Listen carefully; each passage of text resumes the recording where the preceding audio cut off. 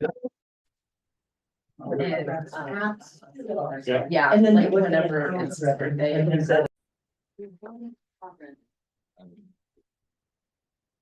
Stanley Alcoholic. Thank you for asking me to introduce you, Alex. Yeah, I met Alex a few years ago. And it was like a very brief meeting. He came in and he was, he was in a rough spot. And then he left and I didn't hear from him for a few years and I didn't see him around. And that's a pretty common thing that I've found in this program. If you're in it long enough, you see people come in, go out, people die. Some people get it, some people don't. It's, I don't know. It's funny. My sponsor always says like, welcome to AA. It's the only place where, your friends go out and kill themselves one by one. And that just kind of, that sounds very morbid, but that's how I need to think about this program. I'm not in here it is fun. It is, I get a lot out of it, but I'm in here to save my ass. I'm in here because I don't want to die of alcoholism. And I got to that point to where I was miserable enough to want to change something because I didn't like the way I was living. I didn't want to die. And I also wanted to die. And when Alex came in around October last year, the person I talked to was in a similar spot that I was in when I came in. He was in that spot of really low, really miserable, not sure, just lost in life. And I could tell he wanted to change something.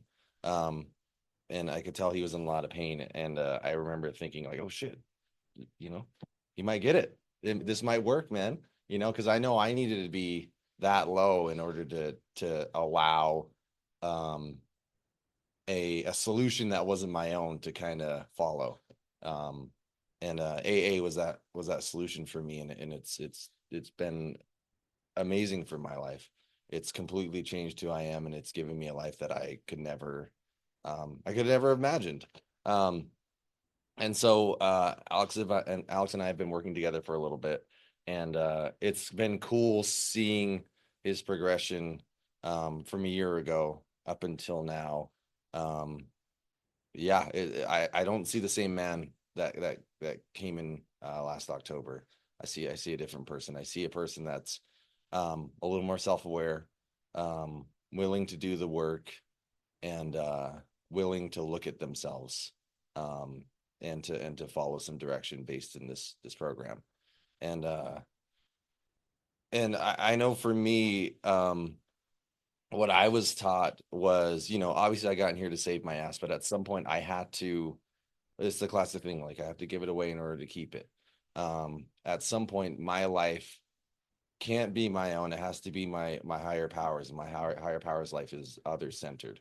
It's about the people around me, and it's about, logically it doesn't make sense. Like if I take care of God's business, I'll be taken care of, is what I kind of think, how I think about it. And that's kind of been the case.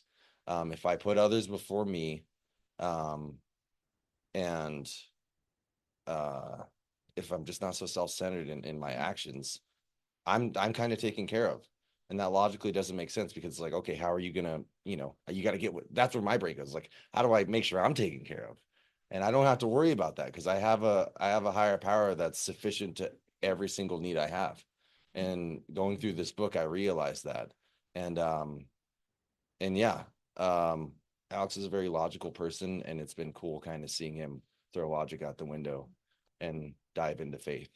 Uh, so here's Alex.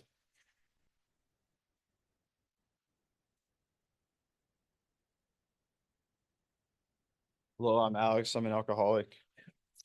Thank you so much for the introduction, Stanley. You've been a terrific guide through the steps. Happy birthday, Mike. You're super awesome. It's just been terrific getting to know you, and welcome to our visitors from Al-Anon. That's so cool that you're here. So I'm gonna this is pretty predictable. I'll just start out talking about my childhood. I feel like everybody does that, and I also got a message from my higher power in the week before this that's something I should talk about, because I don't really talk about it a lot. It's it's just a tough thing for me to communicate about. I never really share about it.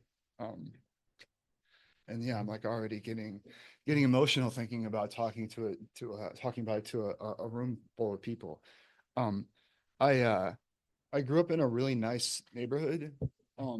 And because of that, I always felt like I just like didn't deserve to have real problems, you know? Not like my problems didn't matter. And I was, told that a lot, and just how lucky I am, and how much I should appreciate this and that. And I think there is a certain amount of uh, correctness to that. I have an identical twin brother, and that like really fucked with my identity because we're always trying to be really different from each other. And it's interesting, we both got into drugs and alcohol, and he's still somebody that I think can use this program. But we had a ton of mental health issues. Like you'll see, I will tick sometimes. And I swear I've never talked about this in a meeting before. Um, but we had a hard time making friends, keeping friends, finding friends. I remember like my mom would always berate me about like, why don't you hang out with this person and that person, and just like didn't really understand that like we just sort of had the selection of what was left over, and including us. And I was a pretty promising kid. Like I was actually good at certain sports, and I did mostly get very good grades. And but still I got in a ton of trouble, tons of trouble just with everything. And my parents were, and I have a great set of parents. They're very loving. I was texting with my mom this morning. I'm going to visit them in a couple of weeks. And we have a terrific relationship now, and I feel like they definitely tried their best, and I really appreciate that.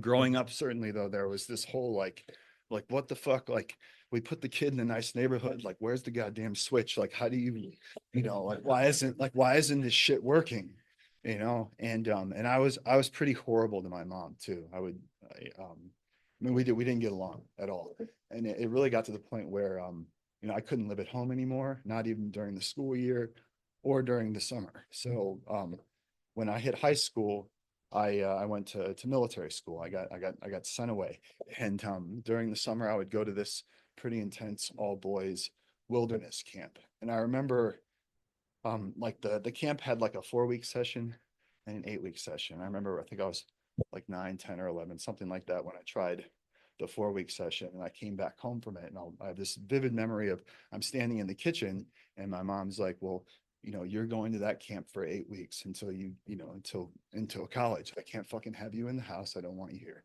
And but I love you. So and she has a lot of mental health problems for sure. And I don't know if she's an alcoholic, but definitely was a half a bottle of wine at night kind of person. And I never really put that together though. There was a ton of drinking in my family, but it was all social. And there are alcoholics, but I guess they're like nice drunks or something. I don't really know, but it wasn't it didn't align with any of what I consider conventional alcoholism, whatever the hell that is. But the there were like tons of social drinking, and I always just thought that was normal, and I even got excited about it. I can remember being like, oh, this is cool, like I can just go to parties and entertain and stuff, and that'll just be what I do for fun. And I can just drink and have a good time. So the first time I drank, I was 11 years old, and there was a bottle of vodka left over from like a party that my folks threw the night before. And I drank a bunch of it, and I was just like totally shithoused by 11 a.m. And my mom came home, and she absolutely knew. And the next thing she did was drop me off at the mall, because she's like, I don't want you at home. Walk around the mall, sweat it out. This is bad. This was like a different age. Missoula is kind of interesting because people actually go to the mall here, but this is back when people went to malls, and you just drop your kids off there, and we would get like kicked out of Spencer's Gifts and stuff like that. But but I was stealing, so that does check out. you know, and even like, this hasn't happened very recently. I had a hell of a shoplifting problem, like all the way through grad school, just do this, like, you know, I don't, yeah, I'm like this broke grad student, like I deserve to steal from Walmart and that kind of thing, you know, but, anyways, back to the, so don't have a ton of concrete memories from my childhood, from the place that I grew up. It was a very, very nice neighborhood and one of those, you know, pristine school districts. So there was a ton of pressure on me to perform well. And you know, and I would go through streaks of doing that and then just kind of checking out. And I remember the straw that broke the camel's back before I got sent away for military school. I had this habit of I would look up housing listings and I would find vacant houses in the neighborhood, and I would break in and invite other kids to come over.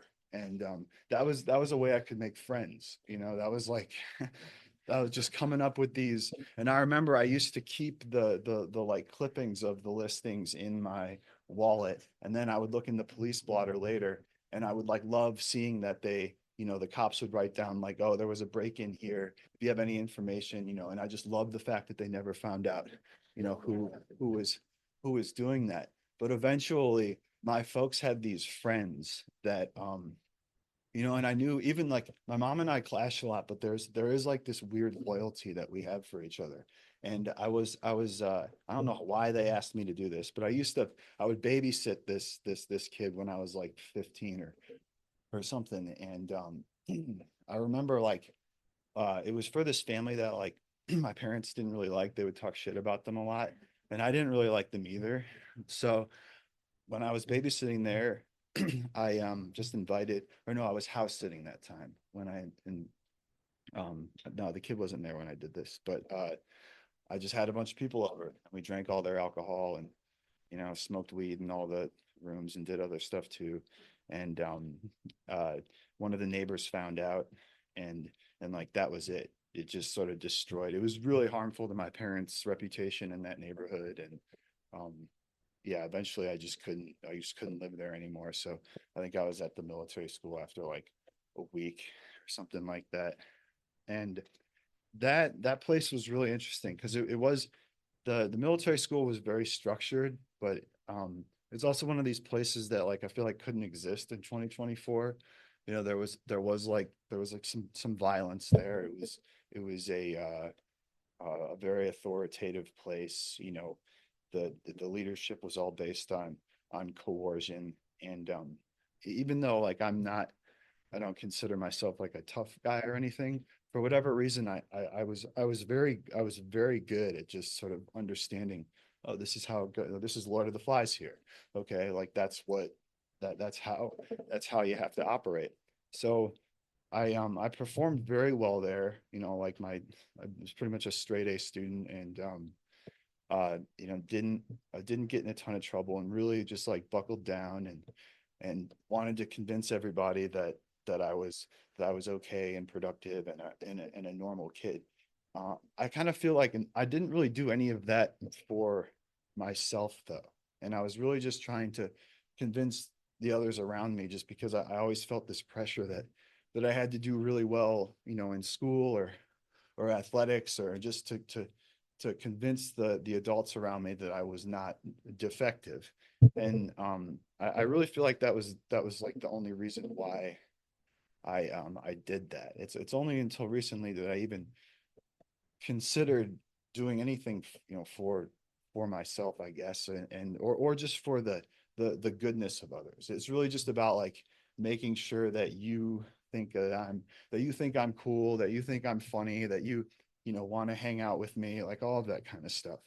And another thing about that school too is it was all kids like me, where everybody had been sent there for a reason. And it's pretty predictable if you get a bunch of them together, like what's going to happen. And so I learned a lot of stuff there, and they did a lot of drugs too. I remember getting there, and you know, I think I tried cocaine for the first time when I was 16. And I just remember being like I had never considered that. I thought that was just sort of an adult thing. I'm like, wow, like you guys do cocaine? Like, oh, that's so awesome. Like I'm gonna do that too, and I really liked that and would do it anytime I got the opportunity. And really at that point, I feel like the only thing that was keeping me from, just going totally off the rails was the fact that I was at this structured school. And I would go home on the weekends. And at that point, I felt like very disconnected from my family.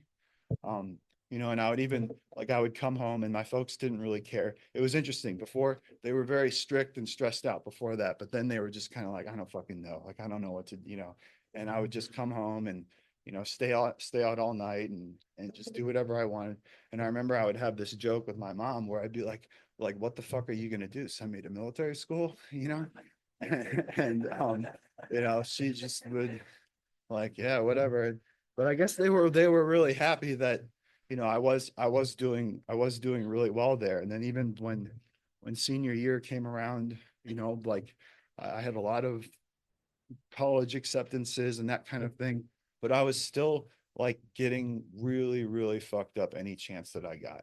And any type of new drug that got put in front of me, I would do it. I didn't, and I can't imagine what parents and have to deal with nowadays with fentanyl and all of that, just because that didn't exist. Because like if someone had put one of those pills in front of me back then, you bet your ass I would have taken it.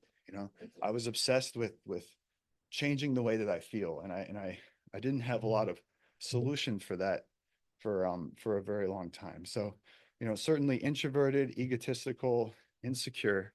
There's like this underlying feeling that I'm better than you, but I also really want you to like me so much because I'm so insecure and I hate myself. So I after that school, I went off to college, and I went to college in New Orleans, which is not a good place to be if you're an aspiring alcoholic. And there was no more structure there anymore. And like my grades really started to slip there, which was tough because I've always had very grand ambitions because I think I'm really smart and can do whatever and fit everything else in. But I joined a fraternity, which I wouldn't advise, and was again just introduced to this absolutely nonstop partying lifestyle. And I had a scholarship to that school that I eventually lost because I couldn't keep my grades up. And that's another thing I don't, even like I mean now it's totally fine, but it's hard for me to talk about any of these failures because I want everybody to think that I'm okay and I've got my shit together and all of that. But you know, I've really learned in this program that not holding those things in is very important because those are the kind of things that I would drink over. And even to this day, like, well, for for a while now it's totally fine, but for a while, like I felt so bad about that wasted opportunity in New Orleans that like I remember I couldn't even watch like a news story about New Orleans without having to turn the TV off. I just couldn't, and I didn't face it for a really long time. And I went to I went to rehab for the first time when I was 19. And it was at Hazelden. I don't know if it still exists, but it was the Hazelden for kids. I ended up going to the Hazelden for adults twice after that too. And I went to 4 different inpatient treatment stays in between when I was 19 and 24. And I'm 36 now. And the the the 12-step recovery programs, always in the back of my mind, I was like, oh yeah, like there was always something I really enjoyed about it, but like I just didn't feel ready to accept a lot of the to really look at my self-deception is ultimately what that came down to. So I had a lot of these opportunities to get sober, and I even stayed sober for about a year and a half when when I was like 19.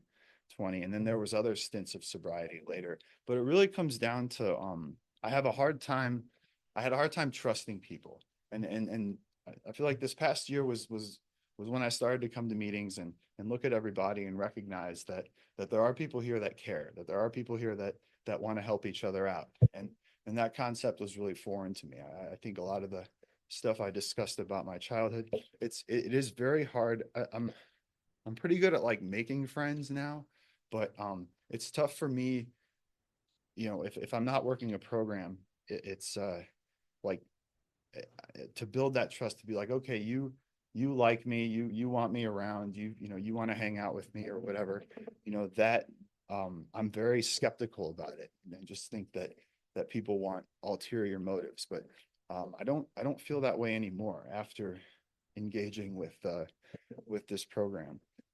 So there were a ton of different treatment stays that I had, most of them 12-step, and then I even went to this college. It was like a city college in Minnesota, because my folks were basically like, no, we're not gonna help you with college or anything like that until you can get this thing sorted out, which I'm actually very grateful for that they did that. And I never asked them to to support me like through my education anymore after that.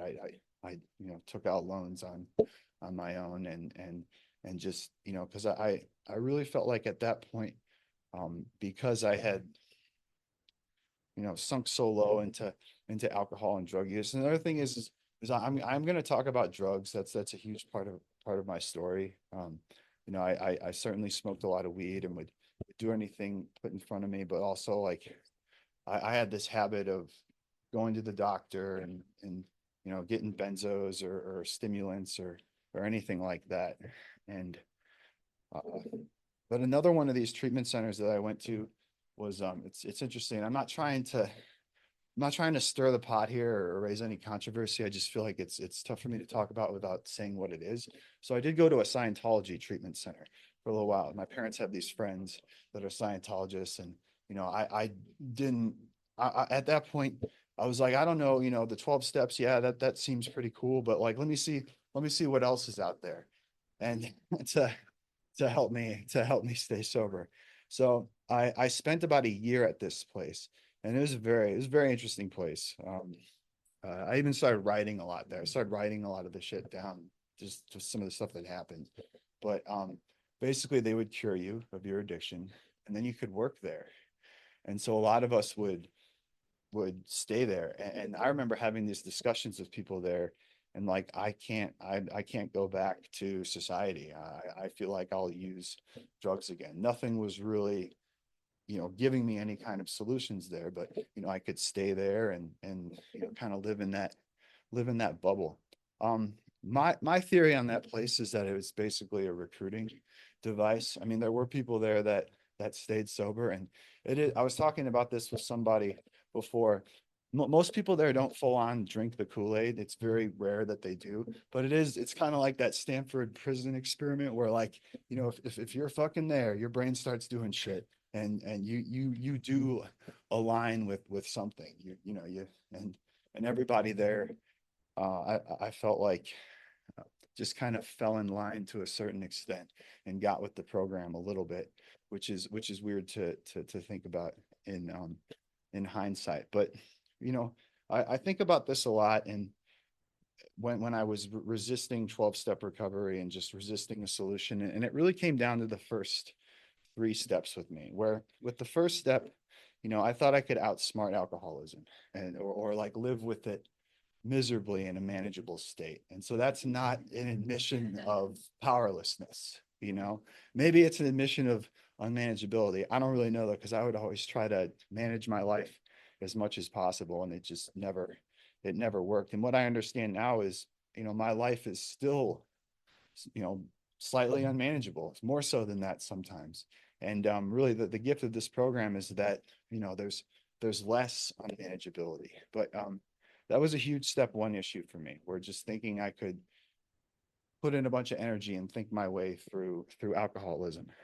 And as far as step 2 and 3 are concerned, I was never, and I just think this is a total AA cliche, so I'm going to try not to dwell on it too much, but I think a lot of us come in here with, I call it religious trauma or just religious skepticism or whatever.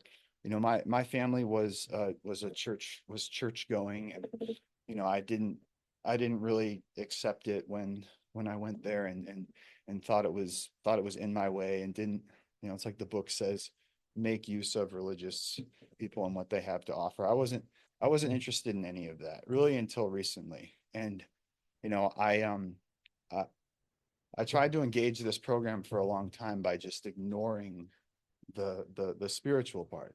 And I know now that's a very crucial piece. And I'm not really gonna have much solution without accepting that. But a lot of it too is that I didn't really understand the concept of a higher power. Like, I like when people say that the higher power is the group.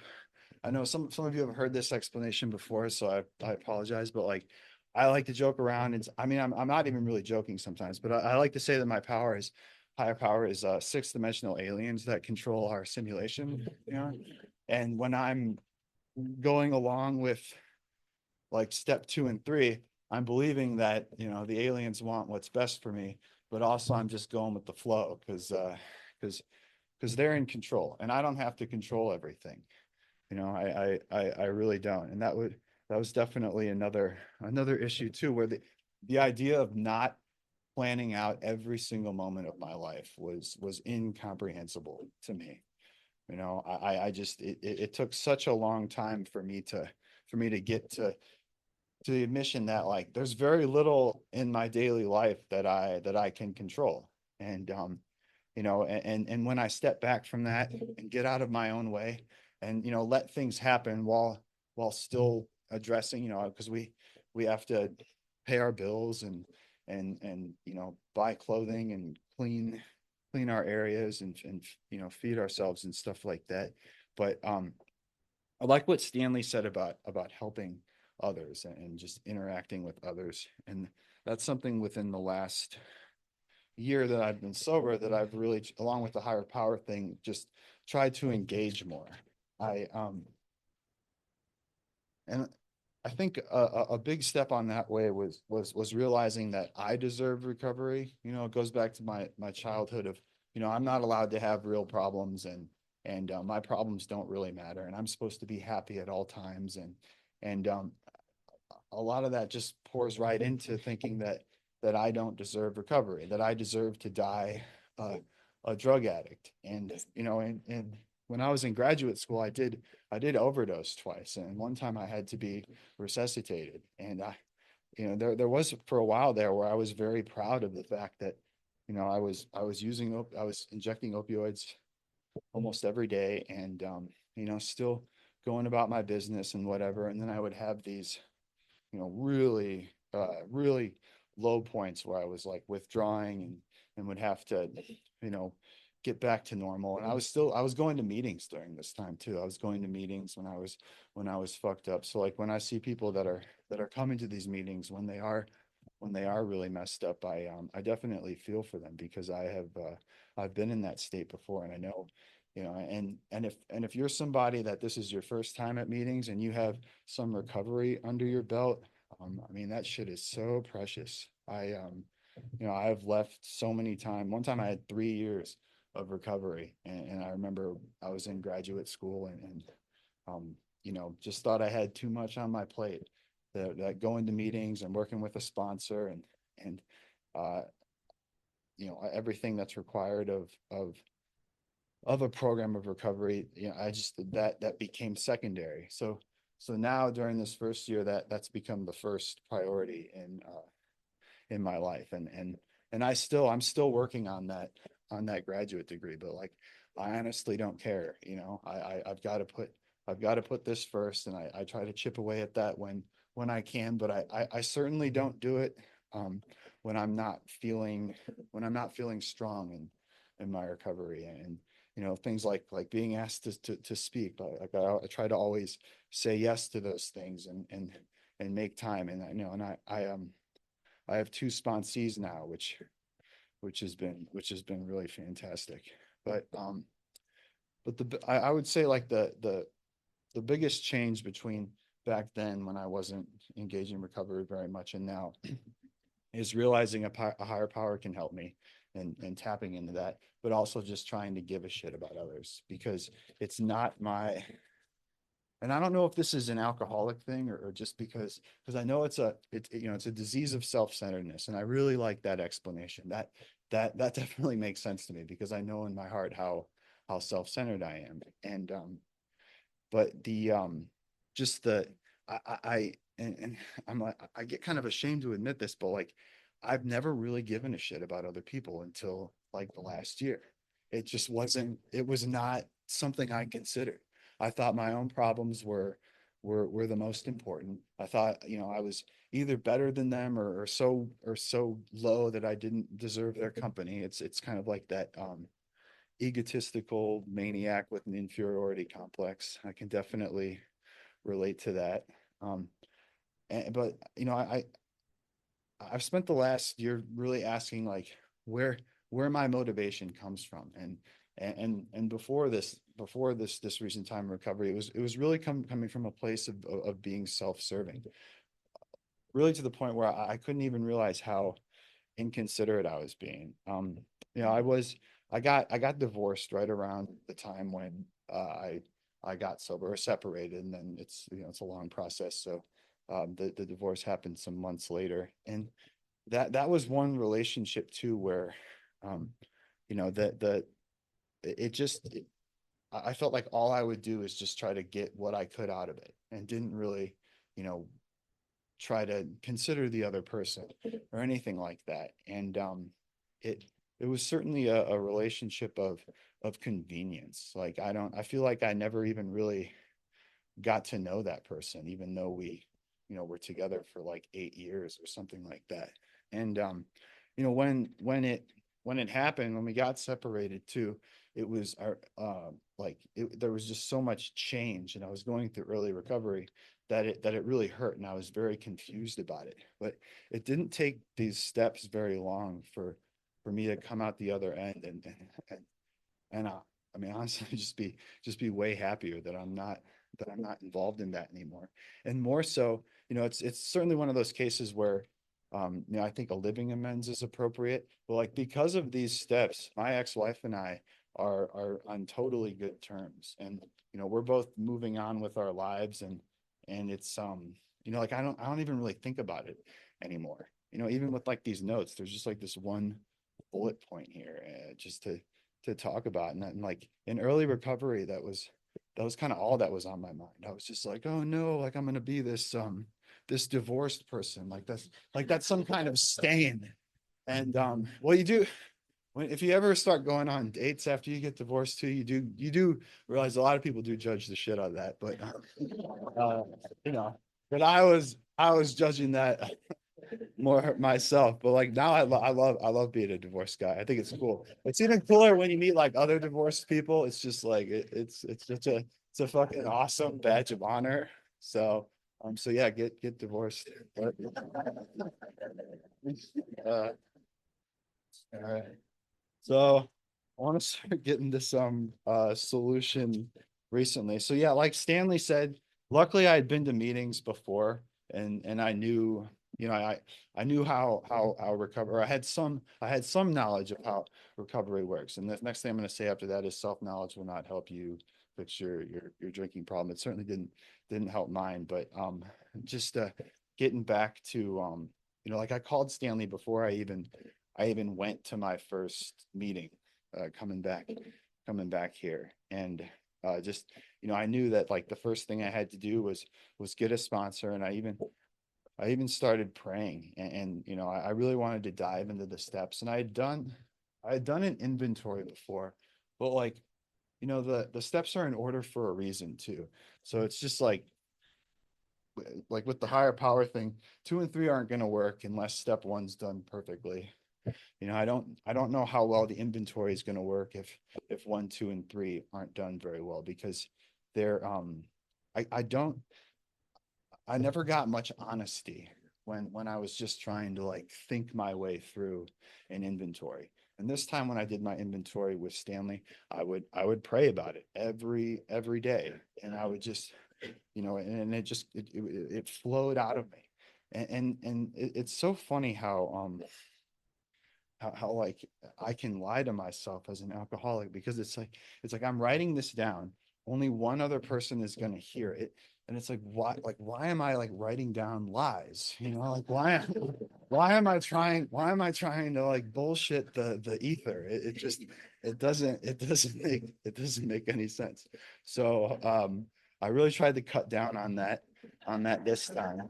And with, and the I did a fifth step too, and then I remember, oh yeah, and then like in the book part before, and I feel like this is really important, where you know after the fifth step is done, we do 6 and 7, but there's that period of silence, of meditation, where you just, you know, chill out for an hour, and you know, I'd stay off my phone and stuff.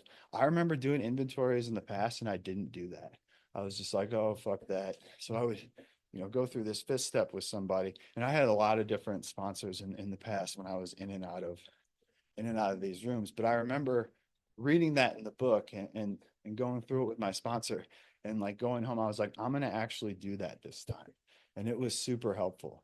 I you know, I feel like I feel like some defects are on, you know, are being removed, and at the same time, but like when they pop up too, you know, I'm very humble about them not being there anymore.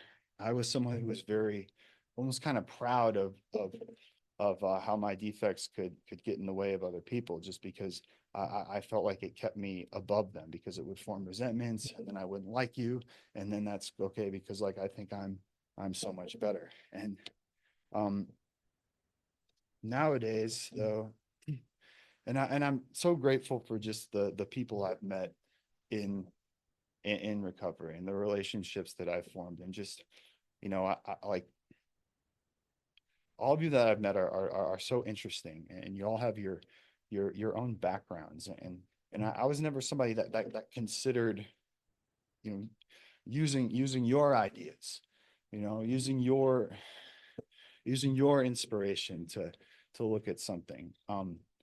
I, you know, a lot of times I'll be spun out about something. And then if I just, if I just talk to another alcoholic about it, that can, a lot of times instantly remedy things, just to hear that different, perspective, and just know that like, it's really just my alcoholic imagination.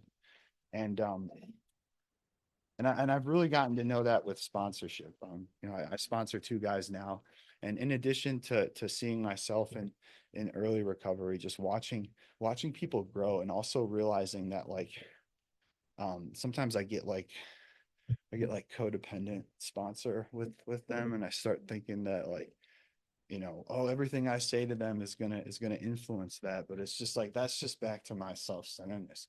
You know, when watching them come to meetings and grow on their own, and just find their own process has been so cool, you know.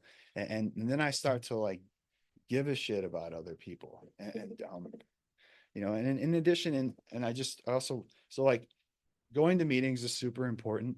I'm gonna be honest. I'm not a huge fan of the phrase "meeting makers make it," because like if you want to go to meetings and not do any other part of the program, good luck. I've certainly tried that before, but that's just speaking from my experience.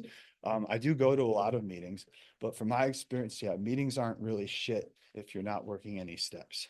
And you know, I would also throw in getting a sponsor, and doing fellowship activities, and also service work.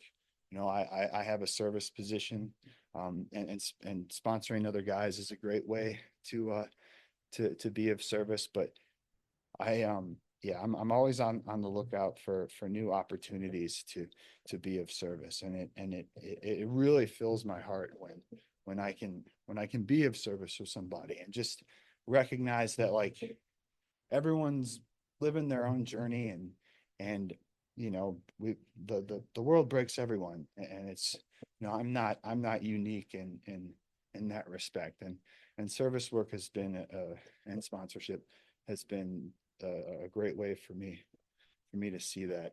And just to get out of my head too. Oh man, like, no one's thinking about me, you know what I mean? Except for myself. And yeah, but, is it okay if there's like 10 minutes left, but I don't really have anything else. Is that all right? All right.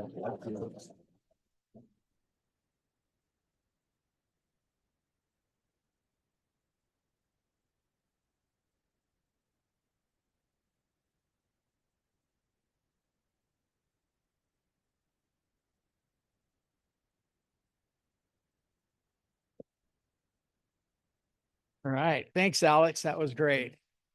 What a closing. I love it. Good job. All right. Before closing, let us remember that anonymity is the spiritual foundation of all of our traditions. On a personal level, tell anyone you wish that you're an AA member, but please do not reveal the identity of anyone else. You can find an audio recording of this meeting and past speakers on our YouTube channel. Our channel is @SundaySpeaker.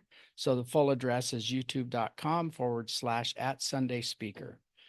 Are there any announcements? Carly? There are a couple announcements.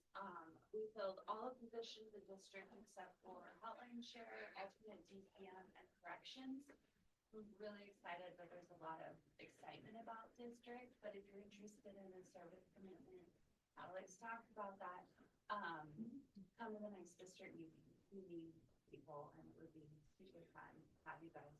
Also, the zoo group is hosting Thanksgiving this year, and we're gonna have marathon meetings from 8 a.m. until midnight, all day on Thanksgiving. So if you need a place to go, there's gonna be a dinner from, I think it's 12 to 3.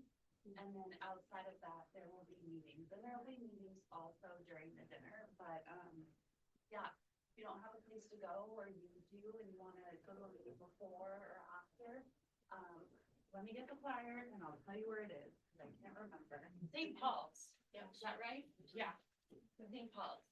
So, or if you wanna host a marathon meeting, I have like 2 or 3, 4 spots left, come talk to me after the meeting. All you gotta do is show up. Thanks. Thanks, Carly. Thanks, Carly. Anybody else? All right. Alex, would you like to lead us out in the Lord's Prayer, please?